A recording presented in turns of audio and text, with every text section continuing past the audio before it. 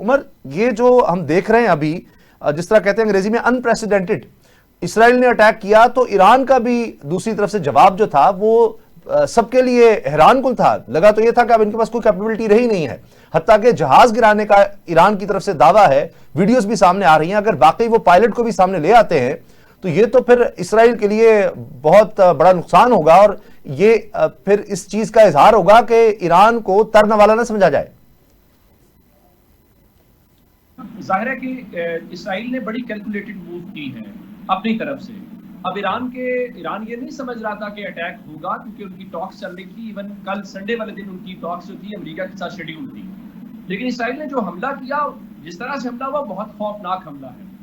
जिस तरह से हमने देखा कि उनके 9 scientist as of this moment जो जोहरी प्रोग्राम से जुड़े हुए वो शहीद हुए हैं। उनकी जो मिलिट्री लीडरशिप टॉप की है आखिरी समय, वो लोग शहीद हुए हैं। अब असल सवाल ये था कि इस सब के बीच में एक तो ये ना हमला हो तो क्या ईरान रिटेलिएट करेगा। अब जरा उससे ज्यादा मानी केस ये हो गया था कि मिलिट्री लीडरशिप की शहादत के साथ जब आपके डिप्टी चीफ जो ऑपरेशंस के हैं वो उसमें चले जाएं, जिसमें आपके इंटेलिजेंस के जो चीफ है वो शहीद हो जाए, तो उसके बाद कैसा था।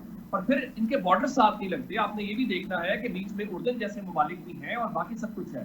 तो ईरान ने इन सब तबाही के बावजूद विद इन आवर्स रिटेलिएट किया।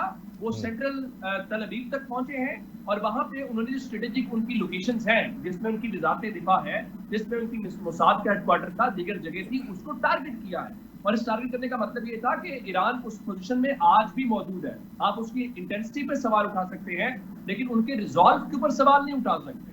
इसका मतलब ये है, और ये हमने अपने भी केस के अंदर देखा, जब इंडिया वाला हमारा केस हुआ, जब कौमों के अंदर हमला होता है, उनके ऊपर हमला होता है, तो वो अंदरूनी इख्तलाफात को भूल जाते हैं। उनको वो हमले या वो जारहियत उनको मुत्तहिद कर देती है। उसी तरह से आपने देखा कि अब न सिर्फ ईरान के अंदर, क्योंकि इनका सिर्फ पर्पस हमला करना नहीं है, आज आप तमाम इंटरनेशनल मीडिया को उठा के देखें तो उसमें वाज़े नजर आ रहा है, जिसमें इस बात का इजहार कर रहे हैं कि हम रिजीम चेंज करना चाहते हैं ईरान के अंदर। लेकिन हमने देखा कि ईरान के अंदर कोई बजाय इसके कि कोई उनकी गवर्नमेंट के खिलाफ निकलता, जब उन्होंने जवाब दिया, कर रिटेलिएट किया, तो उनके लोग जश्न मनाते हुए सड़कों के ऊपर आए। सिर्फ वो नहीं है, इवन आज कश्मीर के अंदर हमने देखा, हमने लेबनान के अंदर देखा, हमने यमन के अंदर देखा कि लोग इस बात के ऊपर खुश हो रहे हैं। और इसमें खास बात क्या है? इसमें खास बात ये है कि वो सारे का सारा ब्लॉक दुनिया में वर्ल्ड ऑर्डर एक चेंज मेजर आती हुई दिखाई दे रही है। पाकिस्तान, चीन, रशिया बहुत खुल के कैटेगोरिकली न सिर्फ कंडेम कर रहे हैं, और वो कह रहे हैं कि पूरे खित्ते को जो है उसका दांव के ऊपर लगा दिया गया है। और मेरे ख्याल से ईरान का ये हक है कि उनके ऊपर जब ये हमला किया गया है, उन्होंने इसको इनिशिएट नहीं किया। दुनिया भर के अंदर आप डिप्लोमेसी को एक चांस देते हैं, वो बातचीत के अंदर इंगेज थे। हाँ, बातचीत नाकाम हो जाती, उसके बाद ये बातें होती। और उससे पहले हमने देखा कि इंटरनेशनल एटॉमिक एनर्जी एजेंसी ने जिस तरह से उनके खिलाफ करारदाद मंजूर की, वो एक पॉलिटिकल मोटिवेटेड करारदाद लग रही थी, जिससे नजर आता है कि उसने वेस्ट के और खासकर इसराइल के जो मफादात हैं उनकी हिफाजत की है या उनके लिए आसानी पैदा की है, जिसकी बुनियाद के ऊपर जवाब मिला।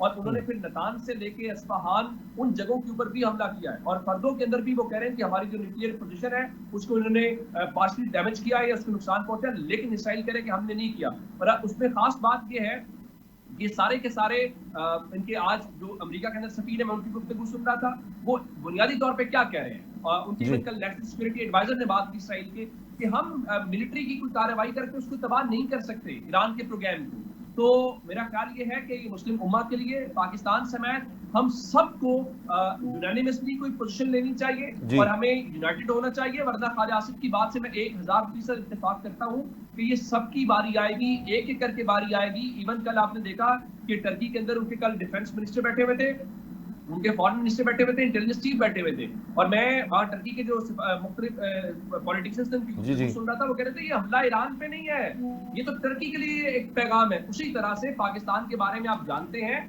कि अगर आपको याद हो, जब 98 के अंदर हम ये अपने हमले की तरफ जा रहे थे, जौहरी तजर्बात की तरफ, तो ये डॉक्यूमेंटेड है, ये क्लासिफाइड और अनक्लासिफाइड दोनों को देख सकते हैं, जिसमें ये कहा गया कि उस वक्त भी इसराइल ने घोटा को हिट करने की कोशिश की थी।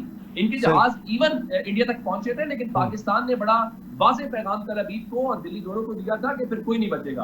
और अल्हम्दुलिल्लाह हमने उसमें सर्वाइव किया और आज हम दुनिया की वाहिद इस्लामी एटमी कुव्वत है। और आज हमें एहसास होता है कि ये कितनी बड़ी अचीवमेंट है, कितना बड़ा हमारे लिए, हमारे ऊपर अल्लाह ताला का खास फजल है।